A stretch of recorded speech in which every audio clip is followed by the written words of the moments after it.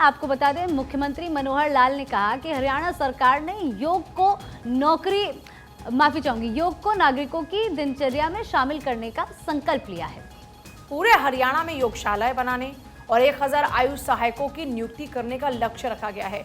इनमें से 882 आयुष योग सहायकों ने कार्यभार संभाल भी लिया है। मुख्यमंत्री मनोहर लाल ने योग आयुष सहायक प्रशिक्षण शिविर में बतौर मुख्य अतिथि शिरकत की। अपने संबोधन में सीएम ने कहा कि सरकार ने योग को नागरिकों की दिनचर्या में शामिल करने का संकल्प लिया है, इसीलिए प्रदेश भर में योगशालाएं स्थापित करने 1000 आयुष सहायकों की नियुक्ति करने का लक्ष्य रखा गया है। हर जिले में कोऑर्डिनेटर नियुक्त किए गए, जो हर माह की 21 तारीख को गांव के योग सहायकों से रिपोर्ट लेकर मुख्यालय को भेजेंगे। इसके अलावा दूसरे चरण में सभी जिलों में विशेष योग कोच लगाए जाएंगे, जो योग सहायकों को वक्त वक्त पर ट्रेन करेंगे। सीएम ने कहा कि व्यायामशालाओं में बायोमेट्रिक मशीन उपलब्ध करवाई जाएगी, जिसमें योग साधकों की भी हाजिरी लगाई जाएगी। 22 के 22 जिलों में योग कोच भी लगाने वाले हैं। योग सिखाने के लिए योग कोच भी हमारे ऊपर रहेगा, उसका लेवल हमसे ऊपर होगा। और जब योग कोच आ जाएंगे तो योग कोच उनकी और भी कोई ट्रेनिंग करानी है उस दिन। प्रतिदिन तो हम ट्रेनिंग कराएंगे जो हमारे पास योग साधक आए हैं उनकी, लेकिन हमारी सबकी ट्रेनिंग भी योग कोच है वो कराएगा। मुख्यमंत्री ने हरियाणा के 6500 गाँव में व्यायामशालाएं खोलने और उनकी जिम्मेदारी योग सहायकों को सौंपने की घोषणा की। उन्होंने कहा कि योग सहायकों का नजदीक स्थानांतरण करने पर भी विचार किया जाएगा। उन्होंने कहा कि जिन गांव में व्यायामशालाएं हैं, उनमें गांव में आबादी अनुसार वेलनेस सेंटर खोले जाएंगे। इसके लिए व्यापक स्तर पर प्रचार प्रसार भी किया जाएगा। हमने हरियाणा में तय किया है कि हम अधिकतम लोगों तक योग कैसे पहुंचा पाए। उसमें से ये कल्पना खड़ी हुई कि गांव-गांव में योग व्यायामशालाएं ये शुरू की जाए, गांव-गांव में खड़ी की जाए। 6500 गांव हैं, पंचायतें 6200 हैं, कि अगर 6500 गांव में योग व्यायामशालाएं बन गई और लोगों ने स्वस्थ रहना शुरू कर दिया, बीमार होना बंद कर दिया, तो बजट बहुत बच जाएगा। मेरा अनुमान है लगभग 8-10 हज़ार करोड़ रुपया हम जरूर चिकित्सा पर और हमारी जो मेडिकल एजुकेशन उस पर लगाते होंगे। तो अगर 10,000 करोड़ में से आधा बचा लें तो ये तो 2600 करोड़ की बात है, 1/4 लगेगा, बाकी सब बचेगा।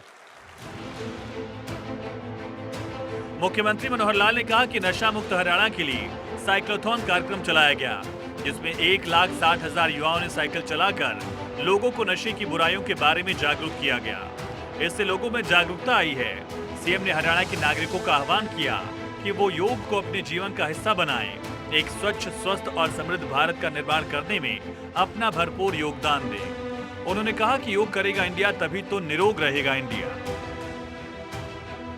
अभी हमने एक हरियाणा ड्रग फ्री, नशा मुक्त हरियाणा साइक्लोथॉन एक चलाई पूरे प्रदेश में। 1,60,000 लोगों ने साइकिल चलाई, एक विश्व रिकॉर्ड बना है ये। एक जागृति आई है, तो इस जागृति के लिए भी हमें वो जो हमारा काउंसलिंग सेंटर होगा, जो हमारा वेलनेस सेंटर होगा, वहाँ एक काउंटर पर लोगों को बुला बुला के यही बताना पड़ेगा। और फिर इसको भी सिस्टमेटिक ढंग से करना है कि गांव के अंदर अगर 3,000 आबादी है या 4,000 आबादी है, तो हम 4,000 को बारी बारी से, अच्छा भला आदमी है तब भी उसको बुला के बात करेंगे। मुख्यमंत्री मनोहर लाल ने कहा कि प्रधानमंत्री नरेंद्र मोदी की कोशिशों से योग को पूरे संसार में पहचान मिली है। उनके प्रयासों से विश्व भर में 21 जून को अंतर्राष्ट्रीय योग दिवस मनाया जाता है। प्रधानमंत्री ने संयुक्त राष्ट्र की महासभा में अपने पहले भाषण में ही अंतर्राष्ट्रीय योग दिवस मनाने की जोरदार पैरवी की थी। उन्होंने कहा था कि योग हमारा प्राचीन परंपरा का अमूल्य उपहार है। प्रधानमंत्री जी ने योग विषय को अंतर्राष्ट्रीय ख्याति दिलवाई